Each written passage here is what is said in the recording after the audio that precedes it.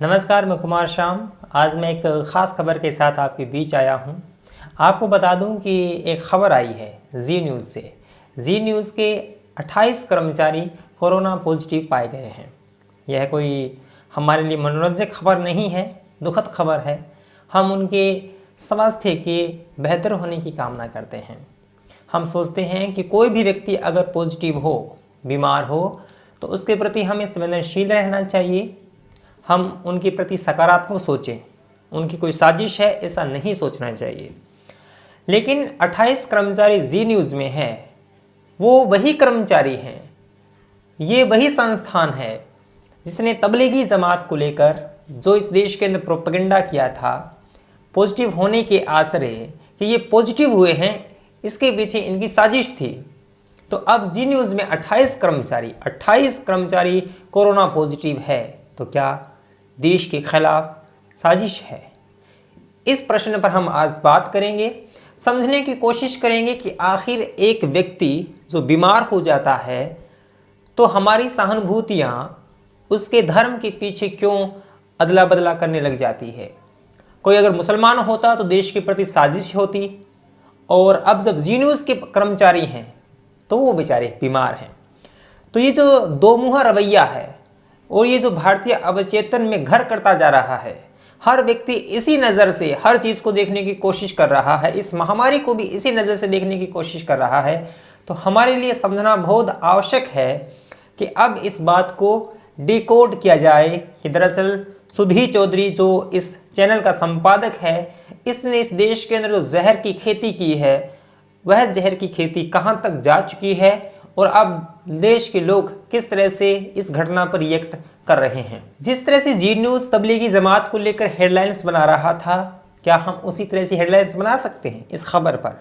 जो 28 कर्मचारी जी न्यूज़ के निकले हैं कोरोना पॉजिटिव, दुर्भाग्यपूर्ण है, लेकिन जी न्यूज़ की तर्ज पर अगर हम इस खबर को ब्रेक करें तो कैसे करेंगे? जी न्यूज़ से निकला कोरोना का पिशाच, जी न्यूज़ का कोरोना आतंक, क्या तिहाड़ से छूटा कैदी फोड़ रहा है देश में कोरोना का बम? इस तरह की हेडलाइन हम भी बना सकते हैं। दिलचस्प बात यह है कि इस मामले के बाद में सुधी चौधरी ने एक ट्वीट किया, और वह ट्वीट कितना मूर्खतापूर्ण है वह आप पढ़ते ही अंदाज़ा लगा लेंगे। मैं आपको पढ़ के सुनाता हूँ, अंग्रेजी में है। Team Zee news in on the front line will social media stone pelters spread rumours those who are infected had the option of sitting at home and sharing memes. They came to work because they are committed professionals. If you can't show them respect, don't expose your spiteful celebs. तो ये इनका tweet था, यानी वो अपने professional के लिए काम कर रहे थे, हालांकि वो कोरोना पॉजिटिव थे।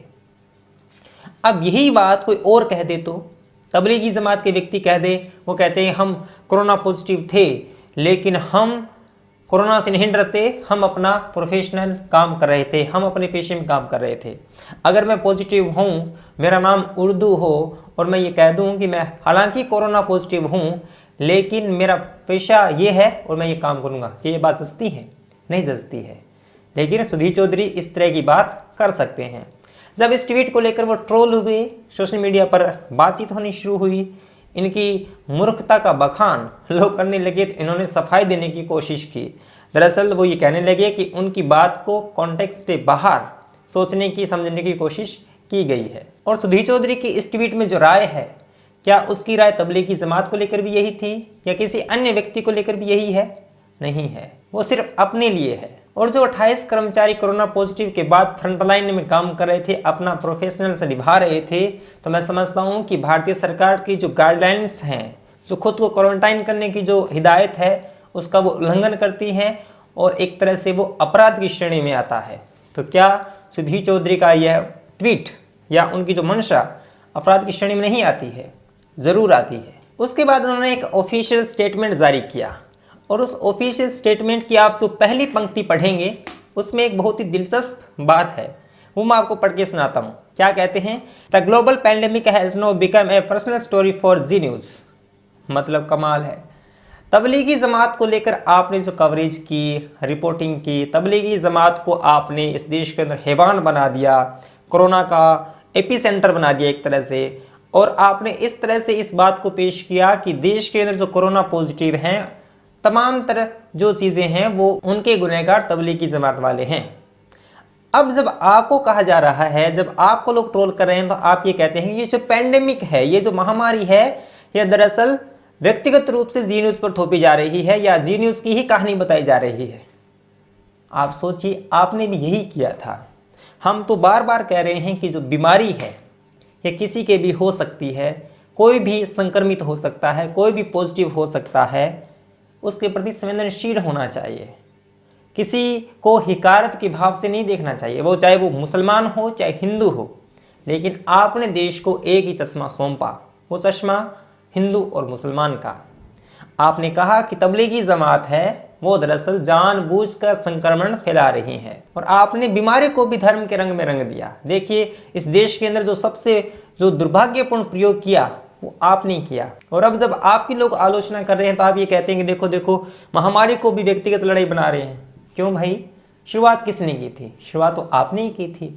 हम तो पहले से ही कह रहे हैं कि महामारी का कोई धर्म नहीं होता, लेकिन आपने धर्म ढूंढा, तो अब लोग जरूर आपकी आलोचना करेंगे, उसी तर्ज पर आलोचना करेंगे, उसी तर्ज पर हेडलाइंस बनाएंगे, उसी तर्ज पर आपको ट्रोल करेंगे, क्योंकि आपने इस पूरे मुल्क को ट्रोल किया है और पिछले 6-7 सालों से लगातार ट्रोल किया है। अब आपको अपने कर्मचारियों की चिंता होती है। कर्मचारी बेचारे काम करने के लिए आते हैं, उनके परिवार के लोग हैं वो उनके प्रति चिंतित हैं, और आपने जो जहर बोया स्क्रीन से देश के कुछ लोगों के खिलाफ, क्या उनके बाल बच्चे नहीं हैं? क्या उनके परिवार वाले नहीं हैं?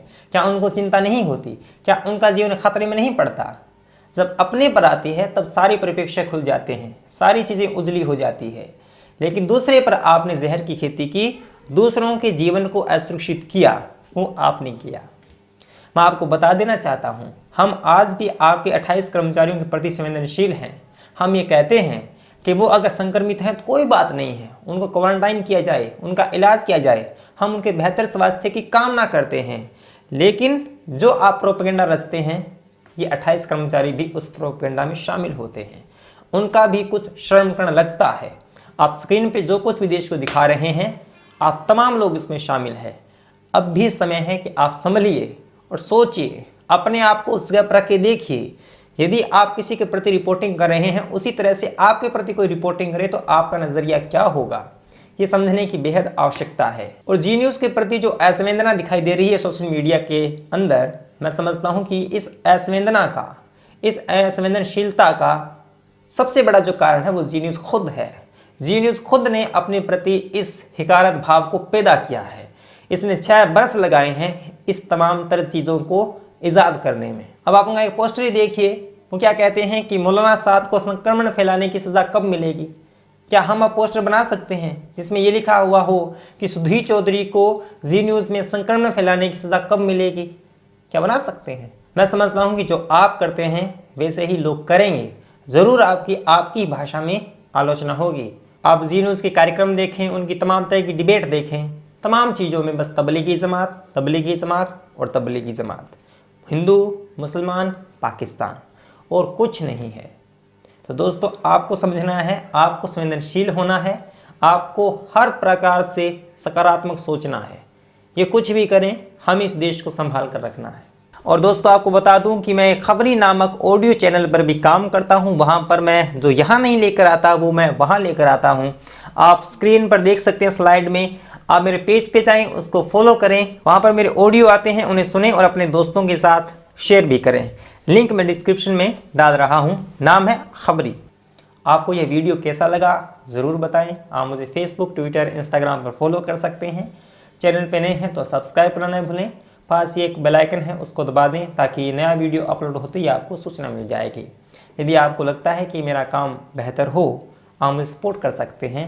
सब्सक्राइबर के पास एक ज्वाइन का बटन है, उस पर क्लिक करके आप कुछ धनराशि दे सकते हैं। इसके अलावा पेट्रेन पेज पर जाकर भी सपोर्ट कर सकते हैं, उसका लिंक मैंने डिस्क्रिप्शन में डाल दिया है। मिलेंगे अगली वीडियो में, तब तक के लिए धन्यवाद। सब्सक्राइब कीजिए कुमार शाम यूट्यूब चैनल को और बेल आइकन भी दबाना न भूलें। सब्सक्राइब कीजिए कुमार शाम यूट्यूब चैनल को और बेल आइकन भी दबाना न भूलें।